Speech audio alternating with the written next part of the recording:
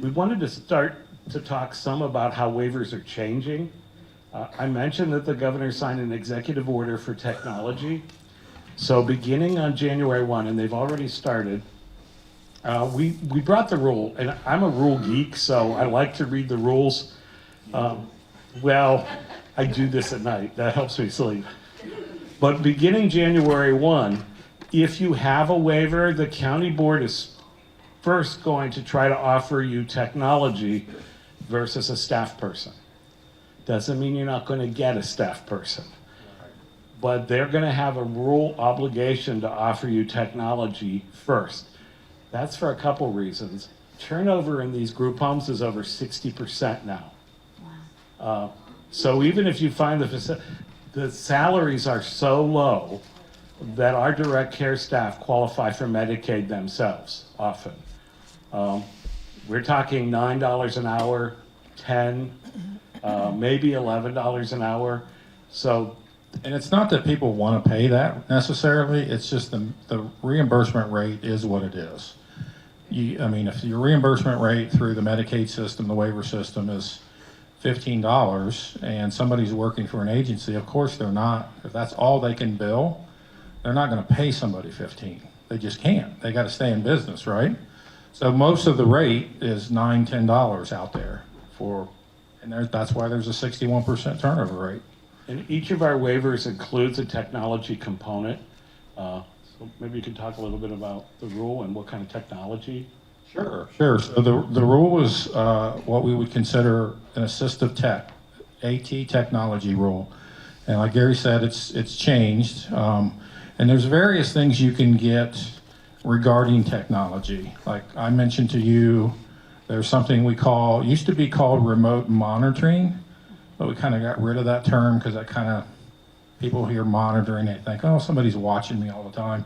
So it's called remote supports. And then there's what we would call basic assistive technology that you can get through a provider that's kind of off the shelf. So for example, if I pulled my phone up, I can look at something in my home where I can actually pull up a Nest Cam. And so it's just something that uses an IP address through the internet, and then I can check in. I can be out. Maybe I can go to the grocery store. I can get that respite, but that technology allows me as the parent to have some kind of peace of mind and be able to check in. And also it gives my loved one that freedom. Maybe he or she doesn't want necessarily a staff person with them all the time. So that's just another kind of tool we say in the toolbox, but it's something that counties are going to look at first to say, hey, maybe this is something, and again, it's based on that person's needs. Not everybody's going to have technology, not everybody's going to need technology. It's just based on the person's need. So the other new type of residential services is something called shared living, because the growth of the era of group homes has slowed down, partly because of the high turnover, partly because I got to live with 3 other people who happen to have disabilities that I never met before I moved in. The rest of the world has been using shared living for decades. Ohio was relatively new to this. Shared living is either I have to have an IO waiver, just like I would have to have if I were living in a group home. But an IO waiver says that if I want to continue to live with my parents, but one of my parents probably can't have another job because I do have a disability, then my parents can essentially become like foster parents for me. I have to be at least 18, I have to be on an IO waiver, but my mom has a contract with either the state or a private agency, and she receives a daily rate for me to continue living at home. So I use my SSI or my Social Security to pay room and board, and my mom gets a daily rate, maybe $100 a day, so that I can continue to live at home. It's a way to keep the family together longer. Or the other way is, I'm 19, I have a disability, but I don't want to live with my parents any longer than my brother wants to live with my parents. But I've got a relationship with my neighbor that I've had forever, and maybe I'll move in with my neighbor. Now, my neighbor's been vetted, they've had training, and I become a tenant in their home, but it's support. And my neighbor gets a daily rate because I'm living with my neighbor now, or I'm living with some friends of mine. Other states have been doing this for years. Well, where group homes have a 60% turnover rate, the turnover rate for shared living is very, very low because you match people. And people say, well, if I couldn't have my son living with me, how can they? Could you live with your parents? I mean, there is a dynamic in every human being where we get to the point where we want to spread our wings and go somewhere else. And maybe I can live with my aunt and uncle, but not my parents. Or I can live with someone else, but not my parents. It doesn't mean my parents are still part of my family, but I'm just not living with them. I've got my own house now.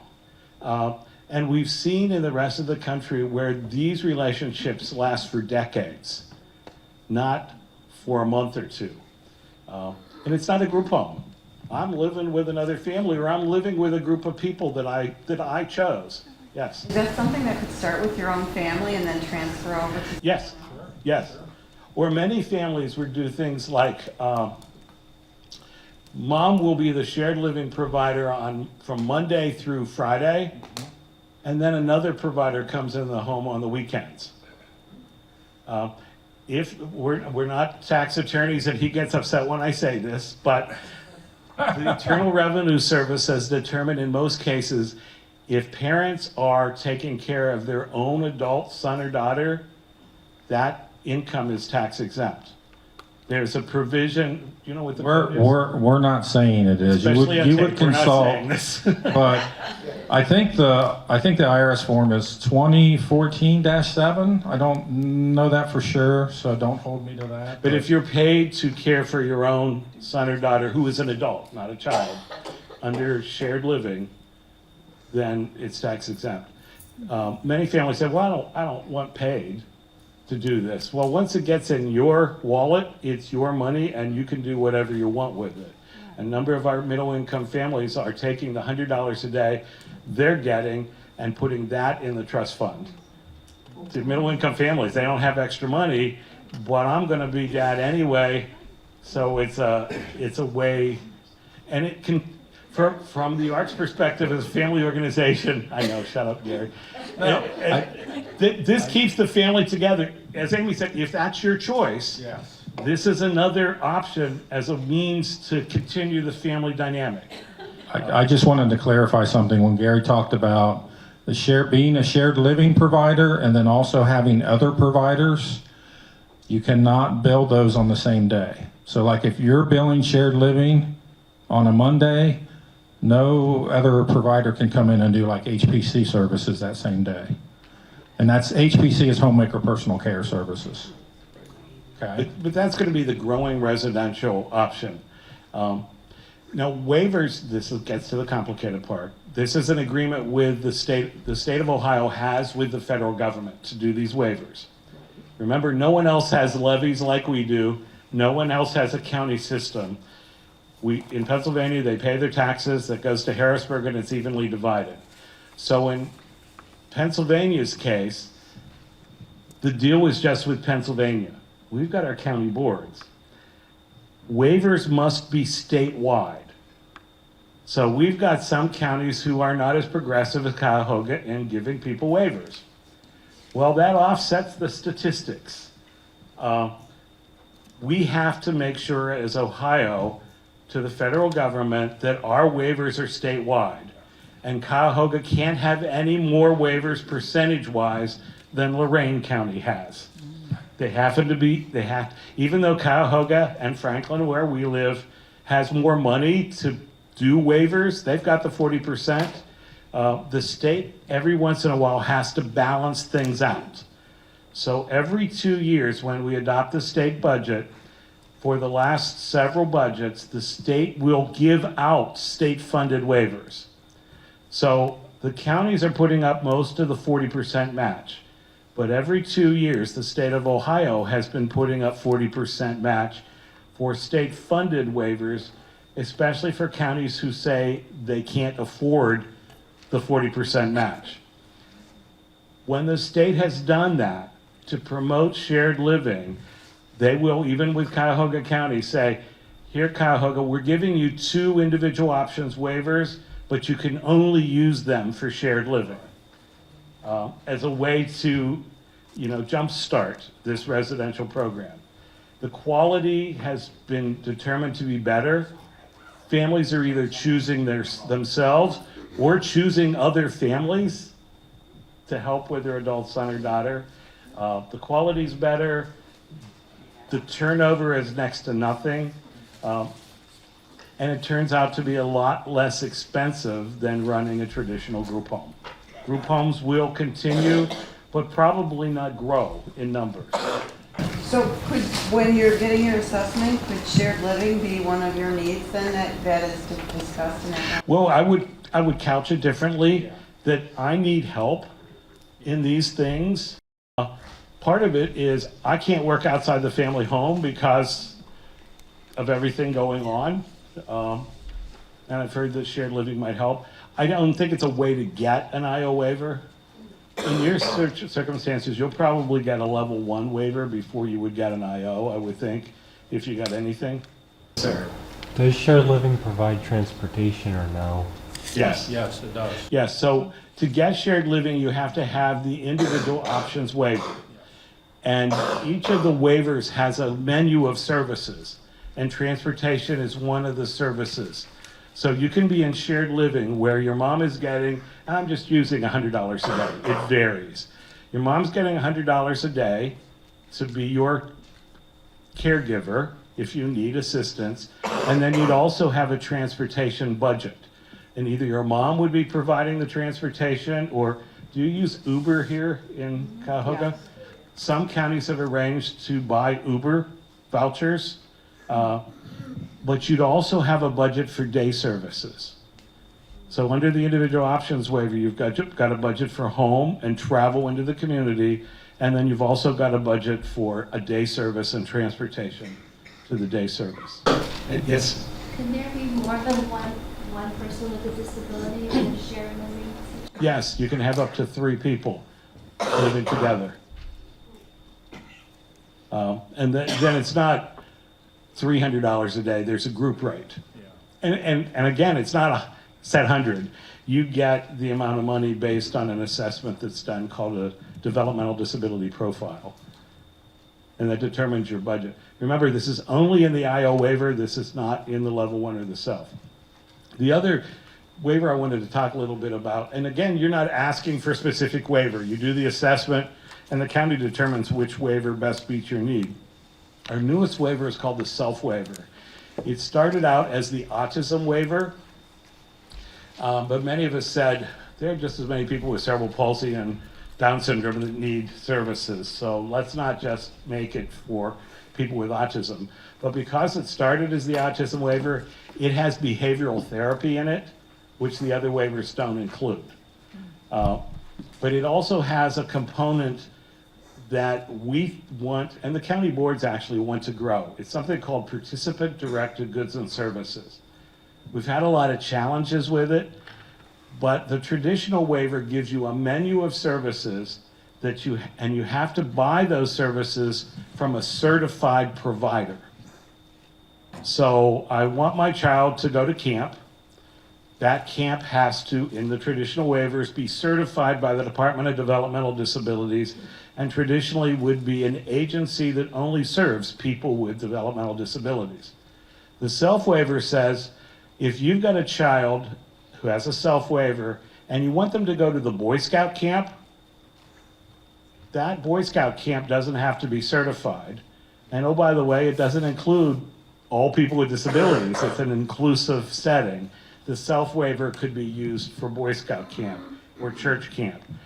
The rule that's not really written, but it's a standard, is if the majority of an agency's customers have disabilities, they have to jump through the hoops and be certified by the state of Ohio. If the majority of their customers are not people with disabilities, they don't have to be certified. You just, the other example was if you've ever bought a therapy ball through an agency, it might be $500 for one of those big rubber balls. You go to Walmart, it might be $75. The self-waiver says you can go to Walmart and get it for $75. Follow the money on many of these things a lot. We've made a lot of philosophical decisions over the years on what's best. Government finally figured out, well, Walmart could do it just as easily. So why would Walmart get certified? Under assistive technology, with the traditional waivers, we were the organization that fought hard that you could buy an iPad with a waiver. And Medicaid had always said you could buy a $12,000 communication board with your Medicaid card. And we said, well, you can buy a $500 iPad for the same thing. But Apple didn't want to become certified as a Medicaid provider.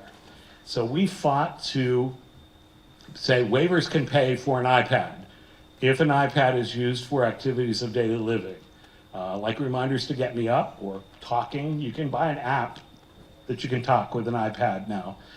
But Apple wasn't certified. So Dave has an IT background. We got certified as a technology provider. The self-waiver, you can buy an iPad from Apple if you want, or you could buy it from an organization like the ARC that is a nonprofit that doesn't mark it up.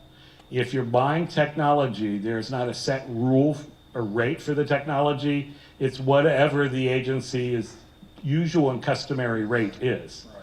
We found agencies charging $1,000 for a $500 iPad because the system was willing to pay for it. If you've ever heard of the Knights of Columbus, Thank a Knight, the Knights has given us how much money in the last 3 years? About 90. About $90,000 to supplement our technology program. So we've been able to get iPads at cost and other pieces of technology. We also work with what are called sustainable green companies. So your big corporations, their staff, like I also use Nationwide as an example, they got 500 IT people. Their staff get new laptops and new iPads every couple of years. There's nothing wrong with that older generation of an iPad. Working with sustainable green companies, they donate those to the ARC, and then we're able to give those out to people who do not have any funding, whether that's Medicaid, waivers, local funding. So it's really a cool program. So up at the front, there's a list of the waivers we've talked about and the menu of services you can get. Remember, the home care waiver on here is not a DD waiver. We put it on the list because we all know people that have medical issues. This would be for preemies, people with medical issues that don't really qualify for DD services. Especially some people with cerebral palsy could get served under the home care waiver if they had a lot of medical issues. And there's virtually no line for this waiver. Can I just say something about what you were talking about with the self-waiver with participant directed goods and services? You did mention that it's a challenge, and it is, and although these services are available under the self-waiver, if a person has a self-waiver and wants to purchase, say, a therapy ball from Walmart, the budget, the money actually isn't with the individual, so does have to have an authorization process. I just want to make sure that's clear. Right. And it also still has to be based on assessed need an outcome in the plan, medical necessity, least costly alternative, and to meet a need. So I mean, it does have some criteria that we absolutely have to make sure, but it does make non-adaptive camps and things that you mentioned available, more community integration available, and items like tablet technology and things much more available and easy. Yeah, so just like the assistive technology program, if a waiver is using to pay for that, there's guidelines that you have to go through that process. So that's getting those assessments.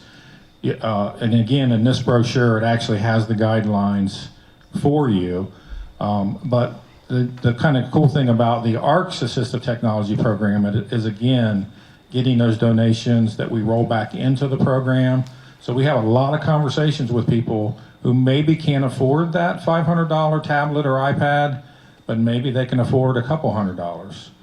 So we have those conversations. But thanks for bringing that up. It's sometimes I just kind of, but it's, again, it's been not based on, I want Yes. this, it's I need it, and it has to be backed up by a professional saying, I need it. Speech therapists are good at documenting that, yeah, he needs an iPad to be able to communicate. Most counties will work with you, and they'll guide you in the right direction for that. When I said waivers are a budget, that's not a budget that you ever get money from. It's not. it's a budget, but someone else is paying the bills. So you don't ever touch the money, which means it never becomes taxable income for you. You just have it's like a voucher program, in essence. Now, did you say shared living is free? You have to have an individual options waiver to get it. So it doesn't cost you anything, but you have to have one of these waivers. Just like you have to have a waiver to buy a group home placement, you have to have a waiver to buy shared living. Okay, so if I was to move into shared living, would I lose my SSI check? No, no. SSI was created so that it would pay your room and board. So your SSI check or Social Security when your parents retire would pay your room and board, and the waiver pays for the staff to support you in whatever setting you choose. And would parents need any certification to? Okay, and your child has to be at least 18 before the parents can do it. It depends. If parents have two options under shared living, you could be certified as an independent provider by the state of Ohio and bill the state directly, or you could have a contract with an agency that's certified. So the ARC is certified as an agency. Mentor in this area is certified as an agency. Do you know any other ones that do shared? Koinonia does. And Caregiver homes, are they here? But there are agencies, like there are foster care agencies that have the certification, and you would just have a contract with them. There's not much difference between the pay Instead that of parents billing it, they would bill it. they would bill it. Right, so for us, we take care of, like, if somebody's contracted with us as a shared living provider, we're the ones that are doing all the billing, all the paperwork. So we would have a contract with you, and again, there's going to be certain documentation we have to follow. So you'd have to be, you'd have to have a criminal background check, even though you're dad. You'd have to have first aid and CPR training, and there's some online, they're really not hard tests. No, working for an agency, you don't have to pay any fees.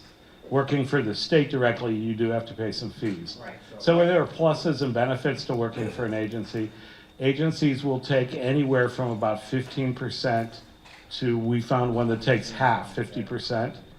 So you shop around to see who would, and there are some administrative things the agency has to do, but 15 is usually the low end, 50 is by far the high end. And again, remember that $100 figure that Gary keeps throwing out there, that's just an estimate, because it's all based on that ODDP funding, and then there's also something called cost of doing business categories throughout the state, and there's 8 categories, so. So you had a question? Does having guardianship of your adult child affect shared That's- living or any of this? It's a very good question. Ohio law says that a provider can't be a guardian, except if they're a parent. Okay? It's weird. So like REM, who is a major provider in this area, can't be a guardian for the people they serve, but a parent can. But to complicate it, the Ohio Supreme Court a couple years ago had found some guardians that were not really doing right by the people they were wards or guardians for. So the Ohio Supreme Court said they would leave it up to the local probate judge as to whether the guardian can also be a parent and a provider. And most parents who are guardians also have to have training now. But they never consulted the local judges when they made this decision. So it depends on the probate judge whether they enforce it or not. I can tell you in Summit County, it's difficult. for Summit example. County enforces it. Most of the rural counties, the judges know parents by name. You know, Oh, yeah, sure, you can do, yeah. So it just depends on your local probate judge. But advocacy-wise, get to know your probate judge and your county commissioners and your board members. It helps. I have an assistive technology question. Sure. You mentioned getting the iPad through the waiver program, but I guess maybe it might be more related to you. If they were going to do that, it has to be approved by the board's assistive technology committee. Is that correct? All tablet technology, if there's an assessment that's been done to indicate that somebody needs a tablet or a communication device, then it does go through a committee just to look at the assessments to make sure that we're approving that purchase and it meets a person's assessed need, outcomes, medical necessity. Right, and the brochure we've got down here tells you what those things are. Okay, so we have the Medicaid program for the county boards, but schools have a Medicaid program as well, where they can use the Medicaid card to purchase these things. But they have to be used in school for educational purposes. And the difference is when a county board uses waiver funds to purchase technology, the technology belongs to the person. When the school district purchases technology to be used for a child, the technology belongs to the school. We're doing some seminars for SSAs, Service and Support Administrators, and providers. We're going to start with the providers first. We're going to be doing a webinar on how to speak nice to families. And it shouldn't be all that tough. I don't know if you know a lady by the name of Peggy Martin. She served as an advocate for the state for years. But Peggy, Dave, and I are going to try to teach providers how to say nice things and just communicate. As a former provider, when I was 22, sometimes you're put in the position of, I'm the lowest on the food chain, and I gotta give at least the impression that I know what I'm talking about. And I regret some things I said at 22 to families when I thought at that point I had to know it because they were coming to me for knowledge. Now, if I don't know it, I don't have a clue. But it's hard when you're younger or inexperienced or you know you're the bottom of the food chain to actually say that. I think it's hard too when the system is constantly changing.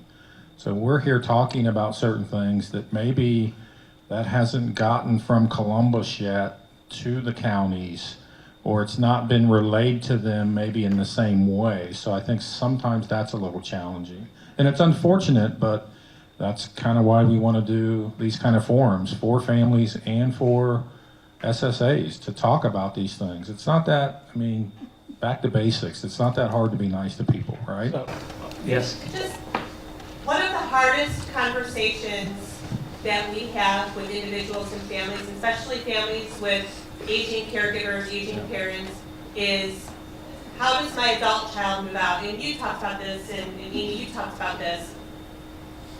If they need the supports that you were providing to them in the home 24 hours a day, and there isn't an immediate need, as we talked about, like something really, there's a real risky situation that's going to happen within 30 days. We have a lot of those situations in our county, and those folks, it's the old rule, those were our emergencies, and we have a budget to be able to help those folks first, to make sure that those emergencies, people who are homeless, people who don't have caregivers anymore because parents have passed away, they were the ones to get that funding for those 24-hour supports. It's hard to talk to a person and plan with them if their child may not fit in that criteria. Right. Because that funding may not be available right now for that 24-hour support. So it is a conversation about what are your thoughts about that? What is there a job? Is there an income? Are there natural supports? Is there a place that you thought that your child can live? We don't have houses that are out there and available for people just to move into because there's a lot that goes into that. So it is about a conversation. Right. And I hope that our approach always is about having that conversation, and if it's not like that, you know, then I do apologize for that, but it's about having a conversation, asking those challenging questions about what do your plans look like, what's the contribution, or what have you thought about, and how can we help?